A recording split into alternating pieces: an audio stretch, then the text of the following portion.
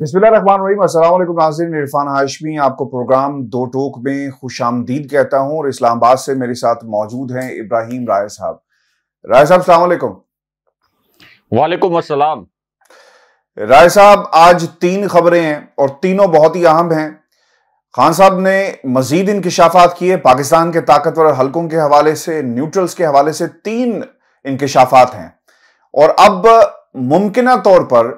फौज की जानिब से इसका क्या जवाब आ सकता है, इसका भी हम जायजा लेंगे। और फिर एक वीडियो भी है अहम शख्सियत की जनरल के हवाले से। इस वीडियो में ऐसा क्या है जिसने पाकिस्तान के सियासी मंजरनामे पर राय साहब एक तूफान बर्पा किया हुआ है, इस पर भी हम तफसील से बात करेंगे। और फिर राय साहब, आखिर में जो तीसरी खबर हमारी है वो आसिफ अली जरदारी साहब की सियासत से मुतल्लिक है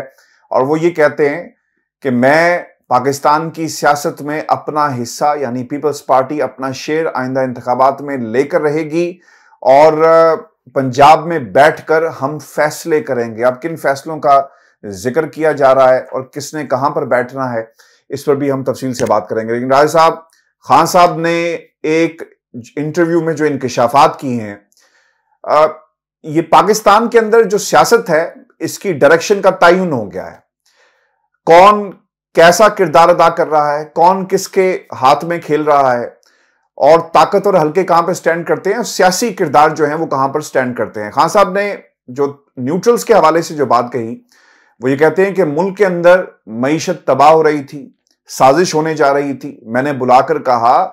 कि इसको रोक लें, शौकत तरीन साहब को भेजा, लेकिन हमारी बात नहीं मानी गई और मुल्क जहां पर खड़ा है इसमें जिम्मेदारी जो है वो पाकिस्तान के ताकतवर हलकों के ऊपर भी आयद होती है। और फिर राय साहब उन्होंने मजीद भी कुछ इंकिशाफात किए DGISI की तकर्री के हवाले से और एक कंपैरिजन किया गया खान साहब की शख्सियत का जुल्फकार अली भुट्टो के हवाले से और जो इनकी मकबूलियत का ग्राफ है यकीनन पाकिस्तान के अंदर इससे ज्यादा है, यानी भुट्टो से ज्यादा इस वक्त जो मकबूलियत का ग्राफ है वो खान साहब का है।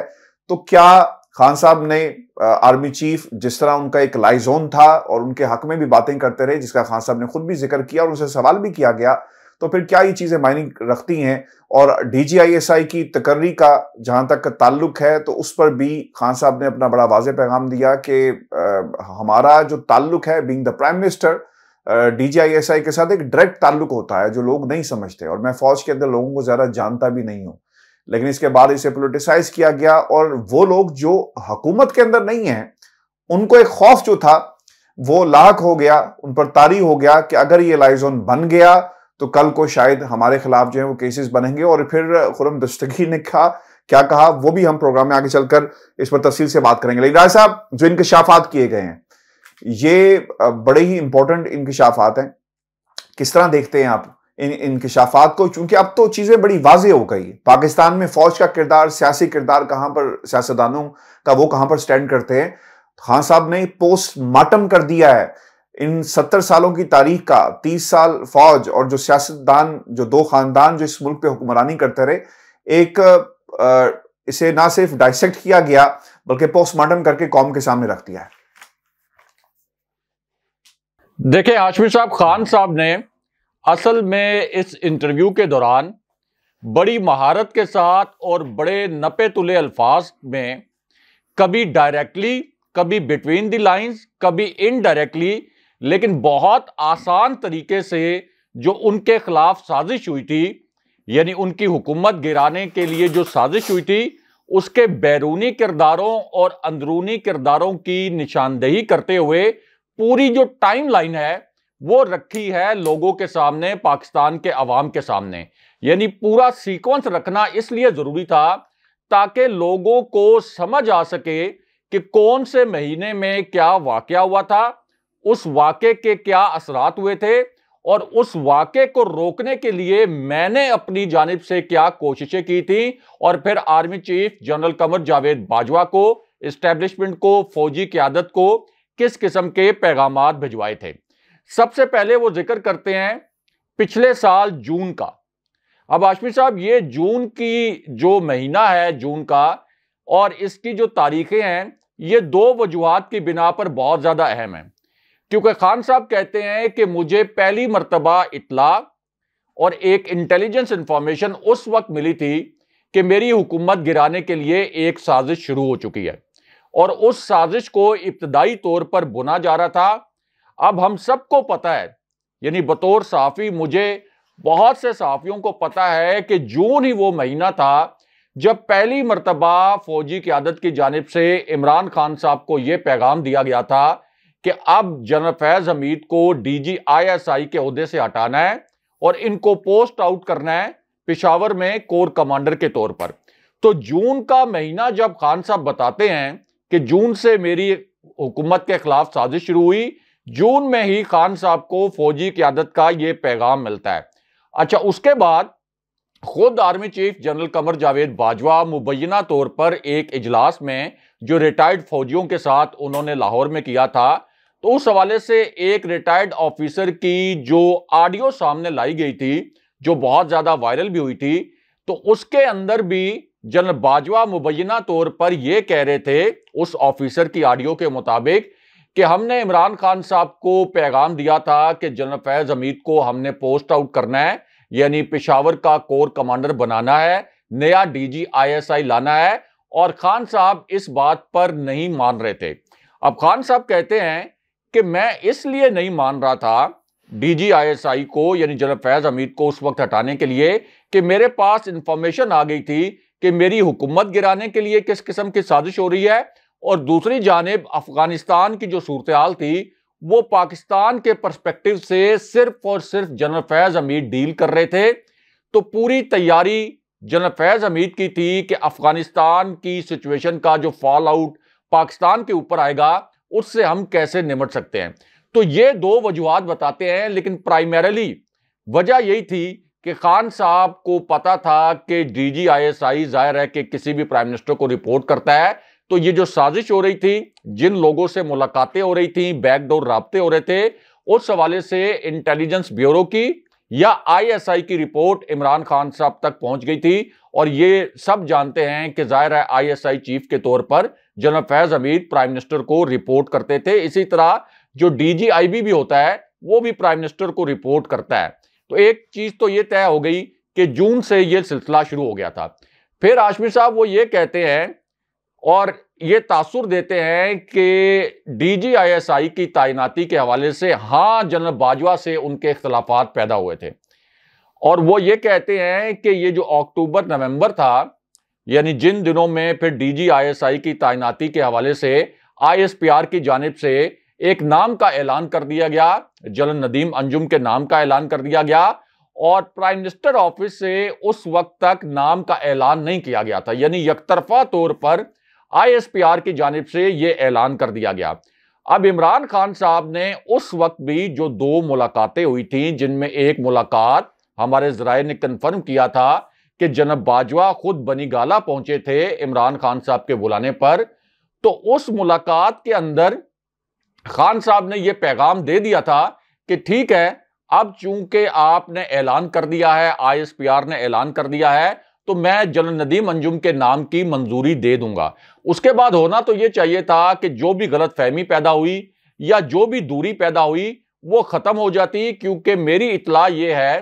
कि खान साहब के जो मिलिट्री सेक्रेटरी थे उन्होंने army chief general Qamar Javed Bajwa के जो मिलिट्री सेक्रेटरी थे उनको फोन करके कहा था कि जनरल नदीम अंजुम के नाम की मंजूरी प्राइम मिनिस्टर हाउस ने दे दी है, तो अब ISPR ने जिस नाम का ऐलान किया था उन्हीं को DGISI लगाया जा रहा है। अब खान साहब ये कह रहे हैं कि अभी मैं कभी कभार सोचता हूं कि ये क्या हो गया, यानी हमारा तो एक पेज था जनरल बाजवा के साथ, इकट्ठे हमने बहुत से चैलेंजेस से निपटा, लेकिन वो कौन सा लम्हा था जहां फौजी क़यादत ने या एस्टेब्लिशमेंट ने, न्यूट्रल्स ने यह फैसला कर लिया कि इमरान खान की हुकूमत गिरानी है, क्योंकि ये मसला हमने उस वक्त सॉर्ट आउट कर लिया था, क्योंकि मेरा कोई इंटरेस्ट नहीं था कि ISI चीफ कौन हो, नया आर्मी चीफ कौन हो, मैंने इस मामले पर बिल्कुल सोचा भी नहीं था, और मेरी नजर में यह मामला सॉर्ट आउट हो गया था। लेकिन हाशमी साहब, आपको याद होगा कि फवाद चौधरी ने एक इंटरव्यू में एक बड़ा इंकशाफ किया था और उनसे पूछा यह गया था कि आपकी हुकूमत गिरने की एक वजह यह भी है कि एस्टेब्लिशमेंट ने आपके साथ जो एक पेज है, एक सफा है, उसको फाड़ दिया था, तो फवाद चौधरी ने कहा कि एस्टेब्लिशमेंट की नाराजगी हमारी हुकूमत गिरने की एक बड़ी वजह बनी, और उन्होंने यह भी कहा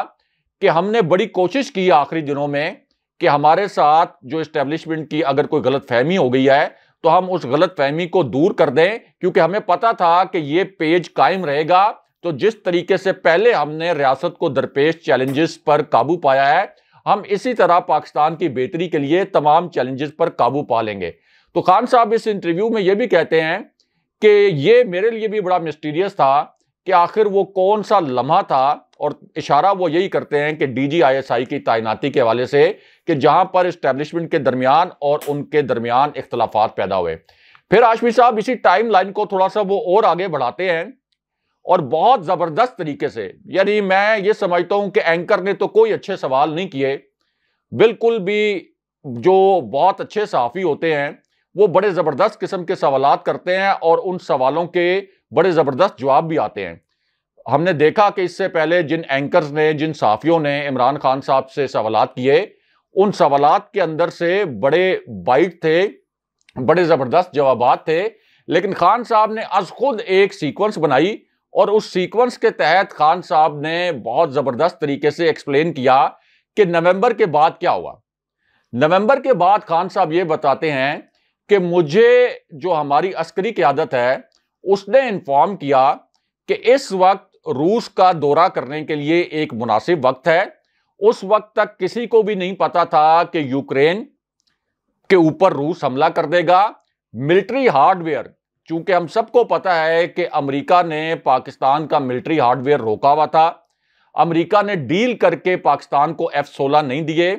पाकिस्तान ने F-16 की जो ओवरहॉलिंग करवानी थी उसका रास्ता भी रोका गया। हमारे पास F-16 के जो स्पेयर पार्ट्स थे उसको खरीदने के लिए भी हमारे ऊपर बड़ी पाबंदियां लगाई गईं और हम बहुत मुश्किलात का शिकार थे मिलिट्री हार्डवेयर की वजह से। तो इससे पहले भी एक कोशिश की गई थी कि रशिया से हेलीकॉप्टर्स खरीदे जाएं। तो इस कॉन्टेक्स्ट में खान साहब कहते हैं कि मुझे तो मिलिट्री ने, यानी पाकिस्तान की आर्मी ने भी यह मशवरा दिया था कि हमें मिलिट्री हार्डवेयर चाहिए रशिया से, और सबको पता है कि रशिया की जो टेक्नोलॉजी है वो दुनिया भर में मशहूर है। अमेरिका के बाद रशिया की टेक्नोलॉजी को सबसे जदीद टेक्नोलॉजी समझा जाता है, और कुछ उनका मिलिट्री हार्डवेयर ऐसा है जिसके मुतल्लिक ये इंप्रेशन है कि वो बहुत से शोबों में अमेरिकी टेक्नोलॉजी से भी सुपीरियर साबित हुआ है। तो इस पूरी सूरत हाल में एक तो रशिया के साथ जो ताल्लुकात पाकिस्तान के बनते, जब पाकिस्तान को मिलिट्री हार्डवेयर नहीं मिल रहा था अमेरिकी पाबंदियों की वजह से या अमेरिकी अदम ताउन की वजह से, तो वो मिलिट्री हार्डवेयर लेने का रास्ता आसान हो जाता। दूसरा हाशमी साहब, एक बहुत बड़ी खबर भी आई है जिसने खान साहब के इस स्टैंस को इंडोर्स किया है कि पिछले 20 दिन में इंडिया ने 21 गुना ज्यादा तेल, जितना वो रूटीन में खरीदते हैं, 21 गुना ज्यादा तेल रशिया से खरीदा है, रूस से खरीदा है 30% रियायती कीमत पर।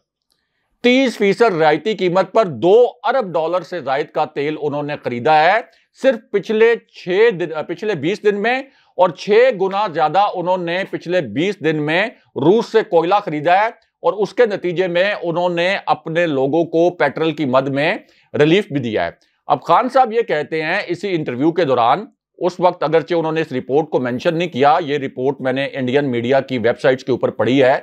तो खान साहब ने कहा कि मैं तो रूस गया ही इसलिए था कि एक तो तमाम स्टेक होल्डर्स के साथ मैंने मशवरा कर लिया, army chief general Qamar Javed Bajwa से मशवरा कर लिया, पूरी आर्मी के साथ मैंने मशवरा कर लिया, दफ्तर खारजा से मशवरा कर लिया, जो फॉर्मर फॉरेन सेक्रेटरीज थे उनको बुलाकर ब्रीफिंग ले ली। सबका यह कहना था कि मुझे जाना चाहिए, और मेरा प्राइमरीली जो मेरा ऑब्जेक्टिव था वो ये था कि एक तो हम मिलिट्री हार्डवेयर पे बात करेंगे, 30% कम कीमत पर तेल लेंगे और 30% कम कीमत पर वहां से गंदम दरामद करेंगे। अब अगर ये खान साहब का दौरा, उसके बाद खान साहब की हुकूमत ना गिराई जाती, तो आप इमेजिन करें कि जिस अजाब से अब पाकिस्तान को गुजरना पड़ रहा है, ये रशिया के साथ हमारा अगर एग्रीमेंट हो जाता तो ये 30% तेल की कीमतें कम हो जाती, बजाय इसके कि जिस तरीके से इन्होंने पेट्रोल की कीमतें इस इंपोर्टेड हुकूमत ने आकर बढ़ाई हैं। फिर खान साहब कहते हैं कि मुझसे जो नाराज हुआ अमेरिका, उसकी एक वजह यह भी है कि एक तासुर यह बनाया गया कि मैंने अकेले ये डिसीजन ले लिया। मैंने अकेले ये फैसला कर लिया कि मैं रशिया चला जाऊं। ये तासुर दिया गया अमेरिका को। अब ये अमेरिका को किसने तासुर दिया, ये खान साहब इशारों करायों में इनडायरेक्टली बिटवीन दी लाइंस समझा चुके हैं लोगों को। और उसकी वजह से अमेरिका ने यह समझा कि इमरान खान जब तक पाकिस्तान के अंदर है, अमेरिकी मफादात पर एक जद पड़ती रहेगी। फिर खान साहब ने बताया कि जो मैंने एब्सोल्युटली नॉट के अल्फाज बोले थे, और बड़ा ही वाज़े अंदाज में खान साहब ने यह बताया कि अड्डे मांगे थे अमेरिका ने, और अमेरिका की ख्वाहिश थी पाकिस्तान के अंदर एयर बेसिस लेने के लिए। अगरचे DGISPR ने यह कहा था कि इस किस्म की किसी ख्वाहिश का इजहार नहीं किया गया, लेकिन खुद CNN की स्टोरी ये कह रही थी, यानी किसी पाकिस्तानी चैनल की स्टोरी नहीं, CNN की स्टोरी ये कह रही थी कि बाइडन एडमिनिस्ट्रेशन ने ये ब्रीफ किया कि हम पाकिस्तान के साथ फजाई हदूद इस्तेमाल करने के मुआहदे के करीब हैं। वो मुआहदा जाहिर है कि खान साहब तो नहीं कर रहे थे, शीरी मजारी भी ये कह रही हैं कि खान साहब तो वो मुआहदा नहीं कर रहे थे, तो फिर वो मुआहदा किसके साथ हो रहा था। तो खान साहब ने यह भी तासुर दिया और ये अल्फाज इस्तेमाल किए कि जो मैंने एब्सोल्युटली नॉट जैसे अल्फाज बोले, उसने भी अमेरिका को ऑफेंड किया, लेकिन मुझे इसकी कोई परवाह नहीं थी, क्योंकि मैं ये इमेजिन नहीं कर सकता था कि अमेरिका पाकिस्तान के ऊपर, जो हम आजाद मुल्क हैं, हम एक एटमी मुल्क हैं, हम कहते हैं हम 7वीं एटमी ताकत हैं, हमारी इतनी बड़ी फौज है कि अमेरिका इतना ज्यादा असर और रसूख इस्तेमाल कर सकता है पाकिस्तान के ऊपर कि यहां पे रजीम चेंज हो जाए। जब मैं अपने मुल्क की खुद मुख्तारी के लिए, अपने मुल्क के लोगों के तहफ़्फ़ुज़ के लिए और उनके मफाद के लिए खड़ा हूं, और हमारी आर्मी को भी पता है, हमारे इदारों को भी पता है कि मैं जो कुछ कर रहा हूं अपने लोगों के मफाद के लिए कर रहा हूं, कोई अपनी जाती जेबें नहीं भर रहा। तो इस पूरी सिचुएशन में खान साहब कहते हैं कि मैंने न्यूट्रल्स को बता दिया था, ये टाइमलाइन को थोड़ा सा आगे बढ़ाते हुए, कि ये जो साजिश हो रही है, अगर ये साजिश कामयाब हो गई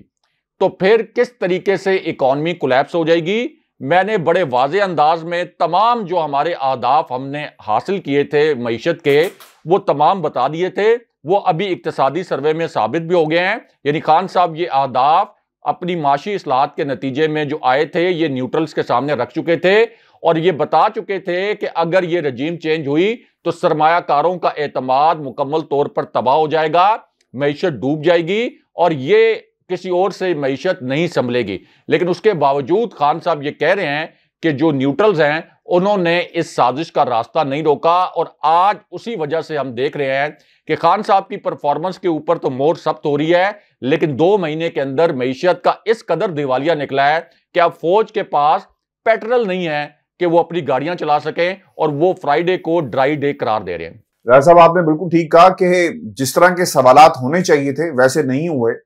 खान साहब ने अपनी जो पावर्स थी उसको खुद इस्तेमाल करते हुए जवाबात अच्छे दिए। और राय साहब, इस पे भी बताएं, ये जो एक जर्नल की वीडियो इसके हवाले से भी एक इंकशाफ किया गया, ये माजरा क्या है, क्या पैगाम दिया गया, खान साहब क्या करने वाले थे, और खान साहब ने इसका जिक्र भी किया, क्रेडिट भी दिया है उस शख्सियत को जिसने बरमला उस वीडियो के अंदर कुछ इंकशाफात किए हैं। देखिए आशमी साहब, हमारे व्यूअर्स को याद होगा, आपको भी याद होगा कि इसी प्लेटफॉर्म के ऊपर खान साहब की हुकूमत गिरने से कुछ 3 माह पहले हमने 2 इजलासों का जिक्र किया था, और हमने बताया था कि शहबाज शरीफ के जो केसेस हैं वो अल्टीमेटली उनकी नाअहली की जानिब बढ़ रहे हैं। आसिफ अली जरदारी के मुतल्लिक हमने कोट अनकोट ये लफ्ज बोले थे कि आसिफ अली जरदारी भी अगले इलेक्शन से पहले नाअहली की जानिब बढ़ रहे हैं, और इस हवाले से चूंकि एविडेंस बड़ा स्ट्रांग था तो खान साहब भी बड़े कॉन्फिडेंट थे, और अदालतों से भी ये इसी किस्म की वाइब्स आ रही थी।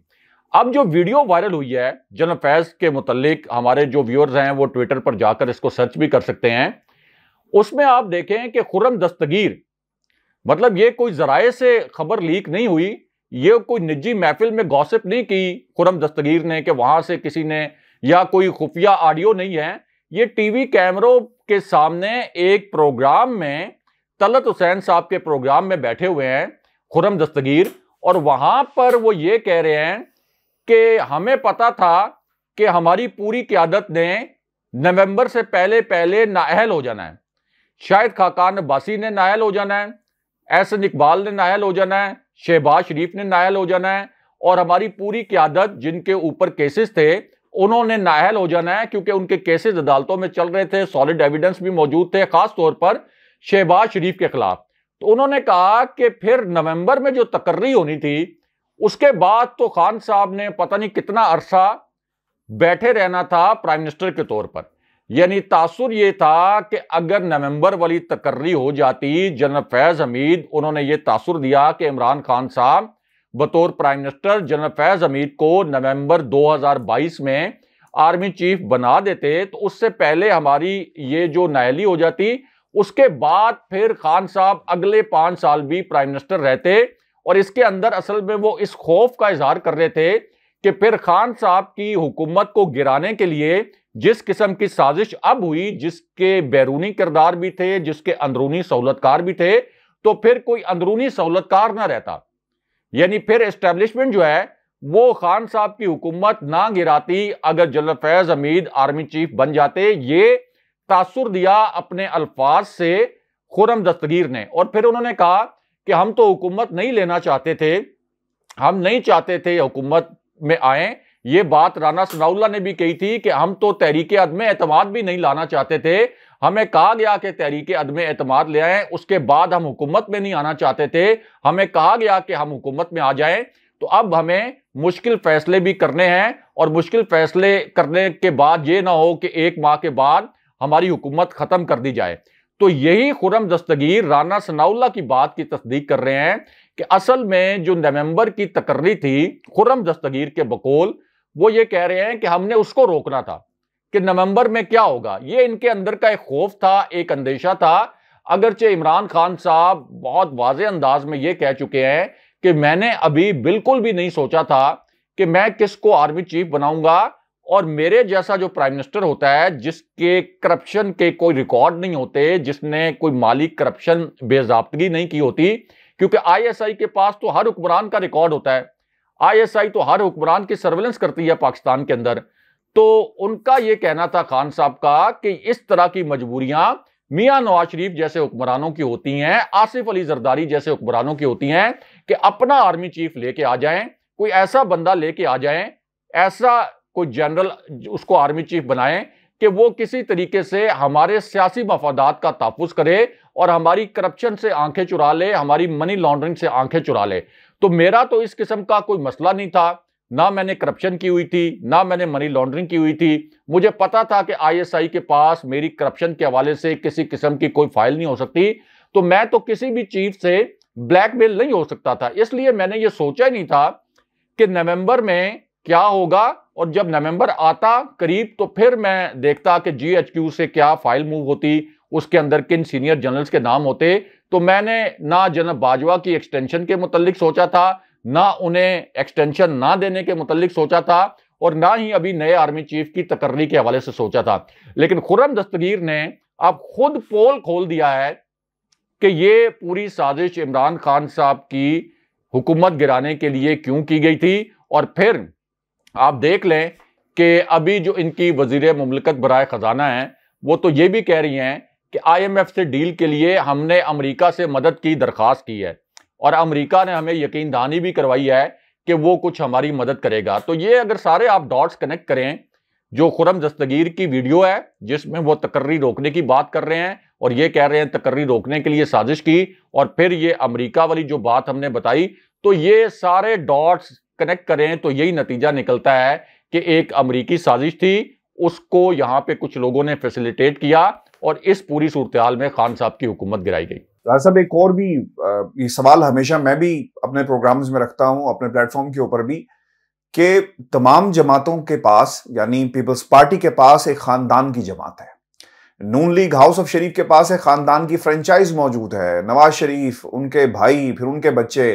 फिर मरियम सफदर, और फिर आगे जुनैद सफदर, पूरी एक जो एक पीढ़ी है वो तैयार की गई है। एक फ्रेंचाइज चलेगी पाकिस्तान की सियासत के अंदर, इसी तरह ये सिस्टम चलता है।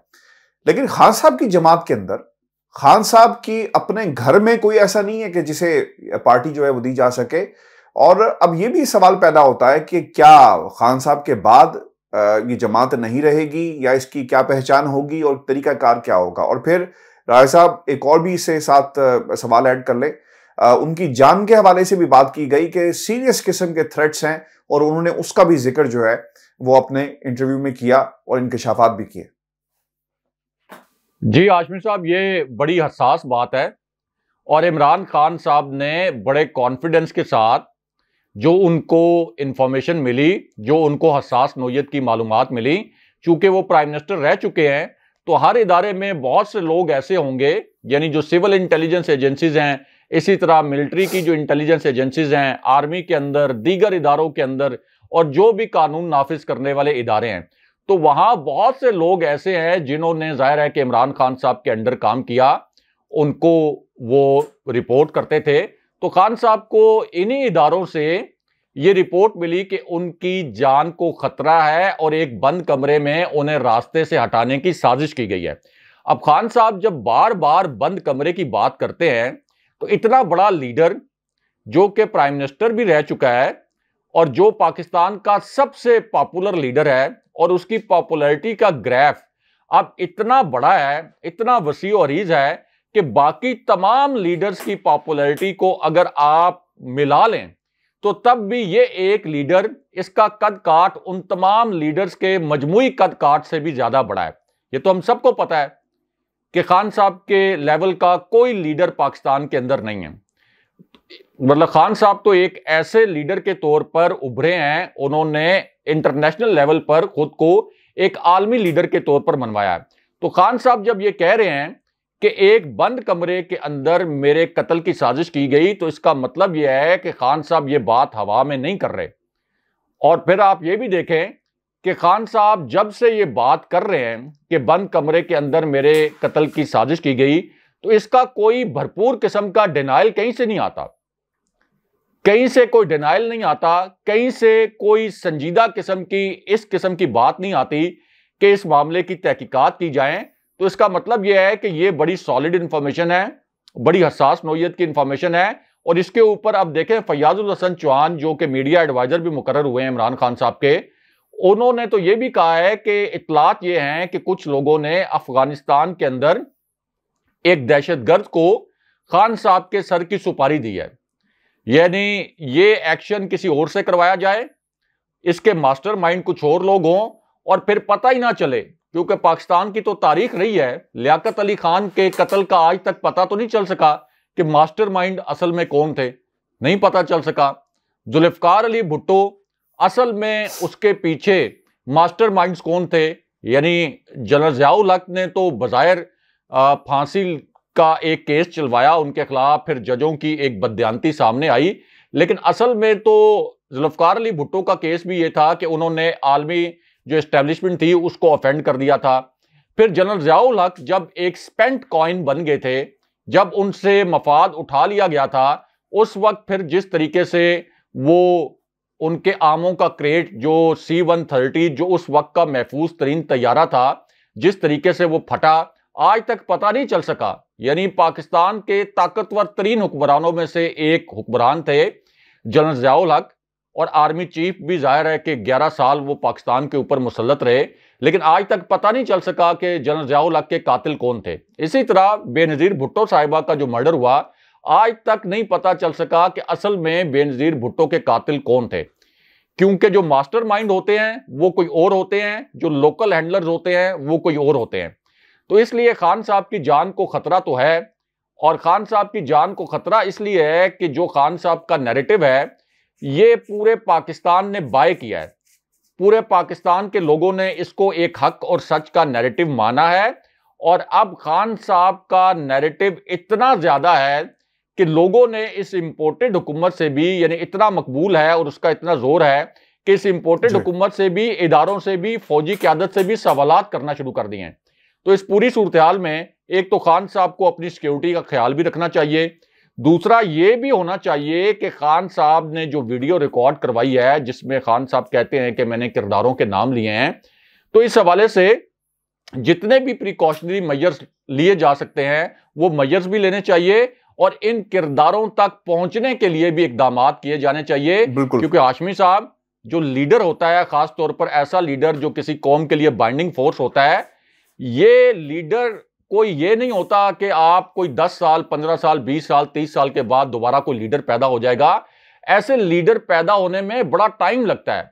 ये धरतियां बहुत अरसा बांझ रहती हैं, बड़ी मुश्किल से इस किस्म के लीडर पैदा होते हैं जो कि पूरी कौम को